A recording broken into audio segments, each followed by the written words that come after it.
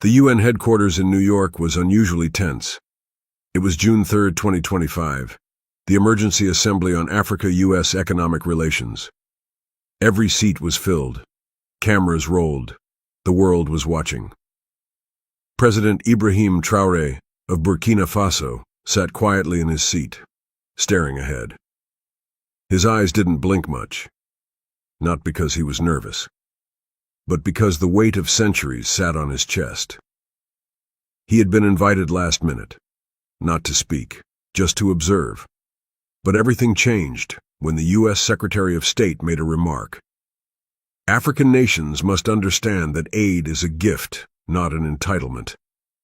Whispers swept through the room like a cold wind. Traoré's jaw tightened. A UN official tried to move on, but Traoré raised his hand. "No one gave us permission to breathe," he said, standing slowly.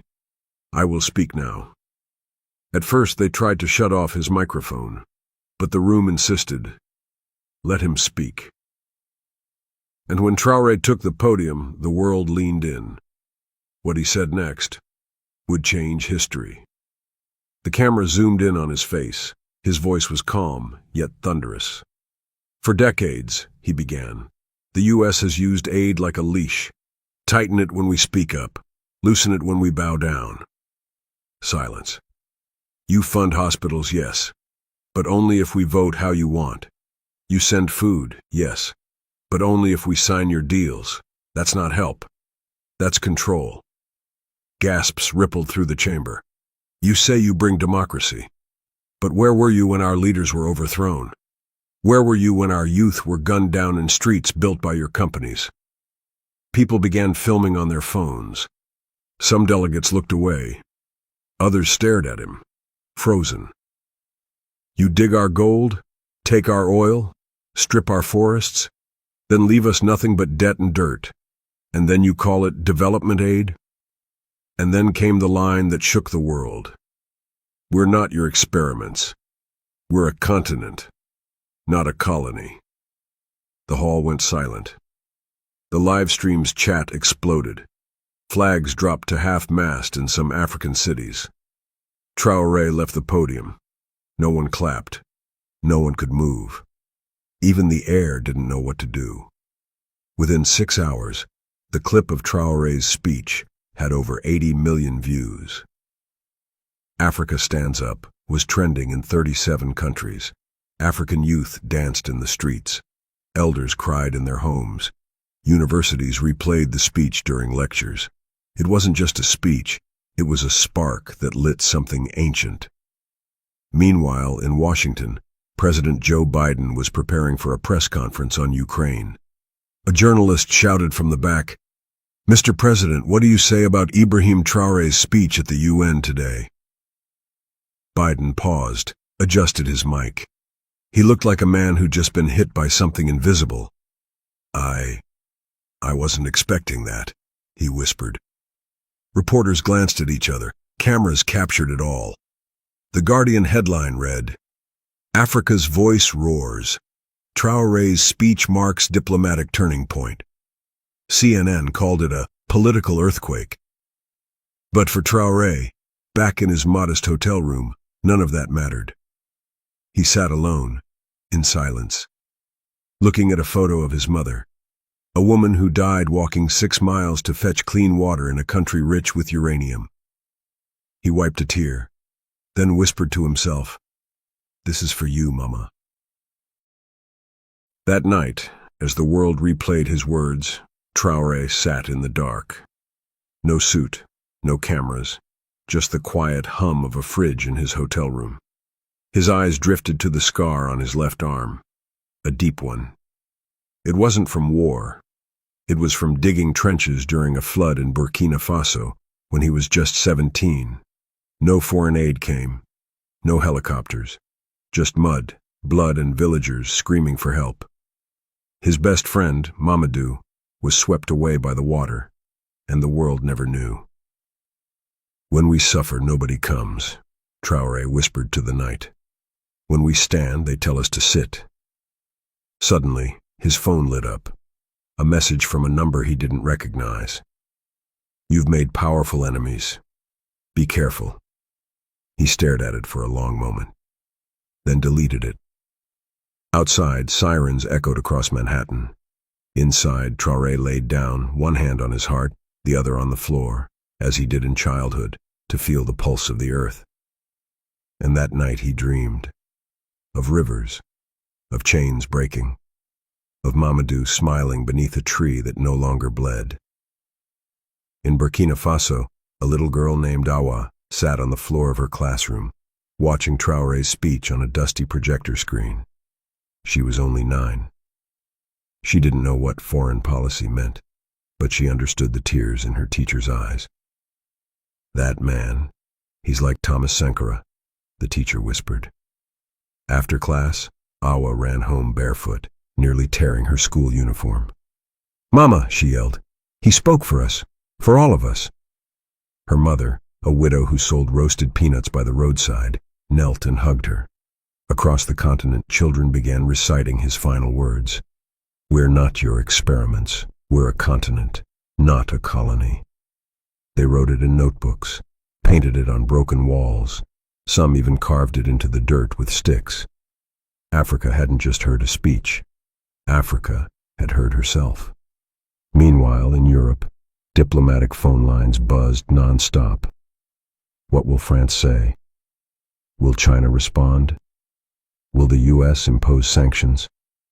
But none of that mattered to little Awa, because for the first time in her life she believed, maybe I don't have to be poor forever. And that belief, right there, was revolutionary. In a heavily guarded room in Washington, D.C., 5 senior officials sat in silence. A huge flat screen played Traoré's speech on loop. One of them, a defense analyst, slammed his laptop shut. This wasn't just a speech, it was a warning shot. An older man in a gray suit, former ambassador to Nigeria, sighed. "He's not Sankara. He's smarter. He's quieter. That makes him more dangerous." Another added, "And he's young. He has time, influence, and the whole damn internet." They threw words around like containment, strategy, and diplomatic pressure. But one young black analyst said nothing, until the Secretary of State asked, "You've been quiet, Williams. Thoughts?" He looked up, eyes tired, voice soft. "Maybe, instead of plotting, we should listen." Everyone stared. "You call it a threat. I call it pain. That man lost more than we'll ever understand." The room froze, and somewhere far away, Ibrahim Traoré boarded a small plane headed for Ghana to meet the next African leader ready to rise. The air was tense, but something had begun, something no one could stop. 3 days after the speech, an envelope arrived at the Burkinabe embassy in New York. It wasn't from a diplomat. It was handwritten. From a woman in Detroit. The note was shaky, written in blue ink. It read, "Dear President Traoré, I'm just a mother. My son died in Niger in 2017. He was a U.S. soldier. They told me it was for peace. But now I wonder.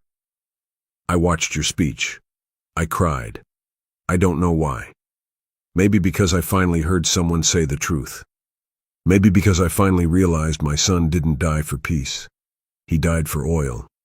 Thank you for your courage. Thank you for speaking what mothers like me have been too afraid to say out loud." The envelope had a photo inside. A young white soldier, smiling, holding an African child in one arm, a rifle in the other. Traoré held the photo close. He closed his eyes. "They all suffer," he whispered. "Even their mothers suffer." That night he added a line to his next speech. "When justice speaks, pain doesn't ask about skin color." And the internet? It exploded again. In Liberia, 12-year-old Emmanuel sat by a trash heap near the port. He held a dirty water bottle filled with brown liquid. It was his drinking water. He watched a video on a stranger's phone, Traoré's speech. His mouth parted. "He talks like my grandpa," Emmanuel said. "But my grandpa died." Later that evening, Emmanuel wrote something on the bottle with a black marker. "We're not your experiments." Then he placed it in the ocean. A small wave carried it out. Days later, that same bottle was found by a tourist in Morocco. She posted a photo online. Within 24 hours, it had 1.2 million likes. People began writing that phrase everywhere, in subways, on signs, in music, on murals. "We're not your experiments." And Emmanuel, he got sick days later. But when a visiting NGO worker heard his story, they flew him to Ghana for treatment. He survived. And when he woke up in the hospital, he saw a man standing by the door. It was Ibrahim Traoré. He knelt, held Emmanuel's hand, and said, "You wrote truth on a bottle. That's more powerful than a billion-dollar speech." In a gold-lit chamber inside the Élysée Palace, the French president leaned back in his chair. He had just watched Traoré's speech for the third time. An aide stood by, nervous. "Sir, shall we respond?" The president frowned. "Respond to what? A ghost? A boy with no army, no nukes, no lobby?" Another aide stepped forward. "Sir, with respect, he's not a ghost. He's a storm." Silence. The president picked up his secure phone and dialed. A few rings. A voice answered from a quiet office in Brussels. "You saw it?" he asked. "Yes," the other man replied. "The people love him. It's dangerous." "Dangerous?" The French president scoffed. "He's just one man." "So was Mandela." A pause. "So was Sankara." He hung up, walked to the window, stared at the Eiffel Tower. It looked different tonight. Weaker, smaller. Back in Burkina Faso, Traoré sat with a group of village elders. They were not diplomats. They were farmers, women, teachers. One old man leaned in and said, "Don't let the fire go out, son. The ancestors are watching." And for the first time in days, Traoré smiled. But the storm was only beginning. In Baltimore, 17-year-old Kayla Jefferson sat on the edge of her bed, staring at her laptop. She was African American, smart, quiet. Her father worked 2 jobs. Her mother had lupus, and until last week, she'd never heard of Ibrahim Traoré. But now, she couldn't stop watching his speech. His words wrapped around her heart like a fire she didn't know she needed. "We're not your experiments." She whispered it under her breath. That night, she stayed up designing a poster. It had Traoré's face in black and white, with bright red letters. "Africa stands up, so do I." She took it to school the next morning, and when a teacher told her to take it down, she stood taller. "No," she said. "You teach history, but this is history." Her classmates started clapping. A video went viral.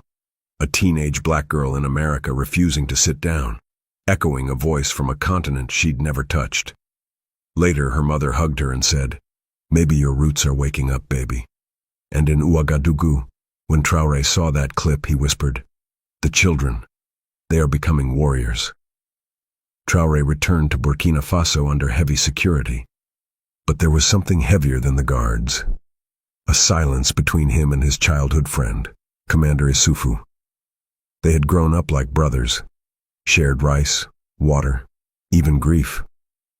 But lately, Issoufou had been cold. One night, as the two sat beneath a mango tree, Traoré asked softly, "Why don't you speak anymore?"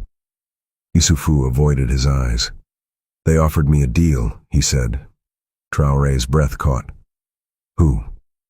"A foreign diplomat. If I get you to step down quietly, I get a home in Paris, a future."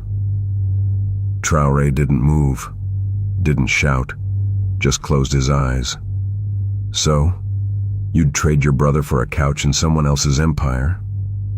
Issoufou looked ashamed but said nothing. Traoré stood up. "I won't arrest you, but I'll never trust you again." And as he walked away, something in his heart cracked. Not because of betrayal, but because every time a brother chose comfort over courage, another chain around Africa's neck stayed locked. And he knew there would be more chains to fight. In Nigeria, thousands marched with painted faces. In Senegal, musicians filled the streets with drums and chants of Traoré. But in D.C., it rained. And in that rain, a lone African janitor named Papa Yao pushed his mop across the marble floor of the World Bank. He paused when a CNN headline flashed on a lobby screen. Africa's young lion, Ibrahim Traoré, sparks global movement. Papa Yao dropped the mop. He leaned on the handle and cried. A white intern nearby asked, "Are you okay, sir?" Papa Yao nodded, then whispered in broken English, "He speak for me, my country, my father, my pain." The intern didn't understand, but she stood silently as the old man wept into the mop bucket. Outside, the rain poured harder. Back in Ouagadougou, Traoré stood in a garden, watering flowers his late mother once planted. He looked up at the sky and whispered, "Mama, they're listening now. The world is listening." But deep down he also knew, when the world starts to listen, those in power start to panic. And somewhere, in a dark room far away, someone had just signed his name on a kill list. It was Independence Day in Burkina Faso. The crowd was electric, flags everywhere, drums beating like thunder. President Traoré stood tall on stage, waving to the people. But 200 meters away, hidden inside a vendor's stall, a man kneeled with a sniper rifle. He wasn't Burkinabe. His passport was fake. His orders were clear. End the speech. End the man. He had one shot, the scope locked onto Traoré's chest. He whispered, "Forgive me, Africa," then pulled the trigger. Pop! Screams. Traoré staggered backward. Chaos erupted. Security pulled him down. Blood spilled, but not his. A 10-year-old boy had seen the rifle glint from the crowd. He ran forward, screaming, pointing. A soldier turned just in time and threw himself in front of Traoré. The bullet hit the soldier's neck. He died instantly. His name? Private Yakuba Diallo, age 19. His last words as he bled out, "Don't let the president fall. Africa needs him." That clip, raw and shaking, was shared 72 million times in 24 hours. And for the first time in decades, CNN ran this headline: "African blood protects African hope." Yakuba's mother was inconsolable. At his funeral, she didn't cry, she screamed, "You promised you'd just guard the road. You lied. You lied." Traoré stood beside her, shaking. He knelt in the red dust and placed his own jacket over the boy's casket. Then he whispered to the mother, "I swear to you, your son did not die for nothing. He protected more than a man. He protected a future." He stood, wiped his tears, and faced the press. This was not a robbery. This was not a random act. This was a message, to all of us, to sit down and shut up. He paused. But we will not. To whoever sent that bullet, hear me now. Africa has no mute button. That night, protest fires burned outside U.S. embassies in Accra, Nairobi, Kampala, and Harare. People held up signs with Yakuba's name. Some carved it into their arms. In Washington, a protester held a massive poster of Traoré with the words, "We finally found our voice." And you tried to shoot it. And still, the president of Burkina Faso refused to go into hiding. "If I vanish now," he said, "Africa vanishes with me." Across the continent, the story of Traoré and the fallen soldier reached even the most silent corners. In rural Malawi, there lived a mute boy named Blessings, age 8. He had never spoken a word in his life. His parents thought he was cursed. Doctors gave up. But one morning, as chickens clucked outside and his father played Traoré's funeral speech on a cracked radio, Blessing stood up. His lips trembled. He gripped his chest. And in a raspy, broken voice he had never used, he said, "The man did not die." His mother dropped the bowl in her hands. He spoke again, louder. The man did not die. He is in all of us. His voice was shaky, like a wind finding its way through the trees, but it was real. They recorded it, shared it. When Traoré heard the clip, he cried for the third time in public. He sent a plane for the boy and his family. When they met, blessings ran into his arms, no fear, and all the cameras captured Traoré saying, "You're proof, my son, that the voice of Africa cannot be silenced. It only waits for the right moment to speak." 3 months after the assassination attempt, world leaders gathered in Geneva for an emergency global summit. The goal, redefining Africa-US economic relations. Traoré arrived in a simple black suit. No entourage, no smile. Inside the grand hall, the air was stiff. The U.S. Secretary of State sat with a frozen face. France's delegate whispered nervously. Even China's ambassador glanced down. Then Traoré stood. No notes, no teleprompter, just truth. You give us loans that shackle. You build roads that lead to your mining fields. You send soldiers, not teachers. And you call it help. He looked straight at the American delegate. You don't fear Africa's poverty. You fear our potential. Then slowly he placed a small, blood-stained Burkinabe flag on the podium. This is Yakuba's flag. He died because someone feared what I might say today, but I say it anyway. Silence. Then, from the back, someone began to clap. 1, then 5, then the whole room. Even leaders who once looked away now looked at him, with respect. And somewhere in Washington, a retired senator whispered on live TV, "We just witnessed the rise of the next Mandela." Back in Ouagadougou, a letter appeared online. Written by Traoré, handwritten, no logo, no seal. It began simply, "To every child born in Africa, and to every child born elsewhere, whose heart beats for justice." He wrote of stolen futures, forced silence and broken promises, of how Africa's gold, Africa's oil, Africa's children were treated as currency. But then he changed tone. "I forgive those who feared us. Fear blinds, but courage heals. To the leaders of the West, you are not my enemy. But if you continue to ignore our voice, history will become your enemy. I want partnership, not puppetry." The letter was translated into 42 languages. Children read it in schools. Churches printed it in bulletins. An artist in Brazil painted it across a favela wall. One line was quoted in parliaments from South Africa to Sweden. "We're not your experiments. We're a continent, not a colony." That sentence alone made over 8 million people change their social media bios to "Africa stands up." And somewhere, in a small prison in Sierra Leone, a forgotten political prisoner cried and whispered, "He's saying what we died trying to say." The skies over Burkina Faso were clear that night. No jets, no drones, no sound, just stars. Thousands gathered in the capital. Some came from villages, walking for days. They carried candles, wore white. Traoré stood at the National Monument. He didn't speak from a podium. He stood among them, shoulder to shoulder, one of them. Then quietly he said, "This isn't about me anymore. It's about all of us, standing." The crowd began to hum, soft, low, like the earth was singing. From the crowd, a woman began to chant the names of every African country, and others joined, loud, united.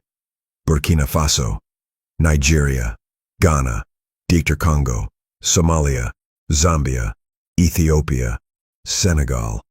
And then, total silence. Someone pointed up. Hundreds of drones lit up the sky. They formed one word, Africa, and beneath it the words, "We are no longer afraid." Traoré looked up. A tear fell down his cheek. Then he turned to the crowd. "Our pain has roots, but so does our power. And tonight, the world finally saw both. Now, it's your turn. If this story moved you, made you cry, made you proud, made you think, please do one thing for Africa, for truth, for tomorrow.